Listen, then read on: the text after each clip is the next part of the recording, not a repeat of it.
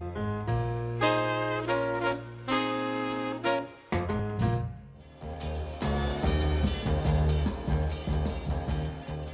we kind of will lead people through their first time here. A lot of people will tell you it's their first time here. So they generally walk up to the counter and we kind of explain, you order everything, we'll give you your drinks, you give you your number, you can sit anywhere you like. The food is really fresh, really healthy. I'd say most of our stuff is made from scratch. We like to use the freshest quality that we can find.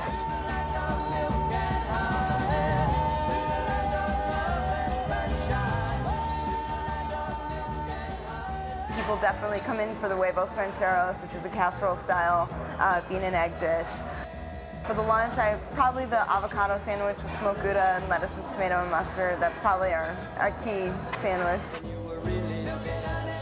Really friendly, really fresh food, comfortable, inviting. That's, I think, what we try and make it to be for the customers. We try and be open, inviting, and understanding, and, you know.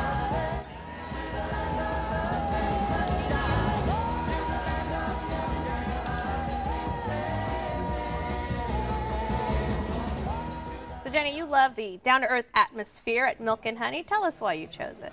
I just love it because they serve gourmet sandwiches and they pair unexpected combinations, quality ingredients. A lot of their entrees and pastries are house-made. Their potato chips are house-made, and I really enjoy that, but it's so affordable, and it takes away the frills out of any dining experience. I like doing everything by myself. I don't like waiting for people, and it's counter service, and I love it. I love that I can take anybody there, and they would completely feel at home.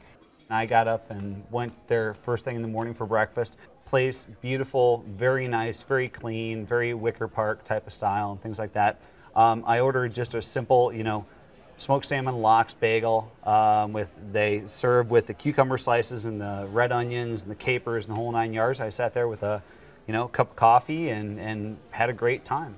All right. Coffee's huge. It comes in a big It saucer. is. If you sit there, one of the things I love is the fact that somebody looks at me and they're like, "You need a cup of coffee," and I'm like, "Absolutely." And they give me this, you know, this bucket, and it was good to sit down. I believe I ordered the large coffee. Exactly. So Nick, as someone who makes his living, you know, taking care of people, making sure people are taken care of, did you mind the do-it-yourself service? No, I actually loved it, and I think, like she mentioned, the best thing was walking up to the counter, going off the big menu board, ordering. I actually ordered the black pepper crusted roast beef on the ciabatta bread with the radish slaw.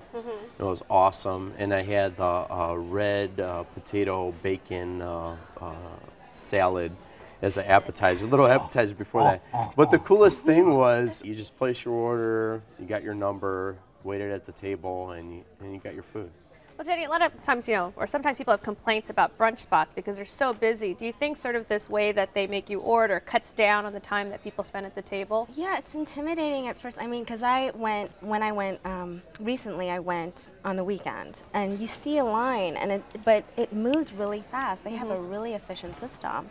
You know, somebody comes out, you know, takes everyone's party numbers and the host just doles out these numbers, and you know, 10 minutes later, you're already rocking, so. What did you have for this particular visit? I had the turkey prosciutto strata, which was already there, and I just kind of looked at it and pointed at it and wanted it. And then I had their signature granola, which is amazing, and I love it. It's house-made on vanilla yogurt and fruit. You can buy it to take away with you? Yes, you can. They bag that. And a lavender sugar cookie, which I just love because it just melts in your mouth. Now, you used to live in Wicker Park. Tell us a bit about the neighborhood. Well, you know, it's changing a lot, but there's so many restaurants there that are fine dining, contemporary everything. And it's just so out of my price range. I mean, being a musician, I mean, I'm scraping crumbs off the table. And so Milk and Honey at first looked a little bit intimidating too. It looked kind of trendy and hipster. But when I went inside, I was so surprised pleasantly, you know, by the fact that it was affordable and that I didn't have to, you know, pay an additional, I mean, I pay tip at the counter, but that I wouldn't have to pay additional, you know, for everything else. Well, Matt, and of course I have to ask the real estate person, what's Wicker Park like? Wicker Park has gone through immense changes, and I mean, you've got the staples that were there beforehand and really tried to push it forward and things along those lines. It's like a blend of hipster and now sort of gentrified as well. It's Lincoln Park for those that don't want the icon of Lincoln Park. Well, there's some great art galleries. Obviously, there's a strong music scene there. Definitely. It's funny because, you know, I don't live there anymore because I can't afford it. But but when I go back to Milk and Honey, I'll run into a lot of my friends that, you know, are also in other bands, and I feel completely at home with the diverse clientele there. The thing I didn't realize about Wicker Park is like everywhere you walk, at least most of our main places, even like Milk and Honey, had the little silver bowls out there for the dog walkers. So the dog walkers would stop and the dog would drink out of a little bowl and take off. So it's kind of neat. What's your take on the decor of the restaurant? I would call it modern. I would call it very bright, and it was very airy. I mean, it just felt nice. It made you feel awake when you sat inside there. So.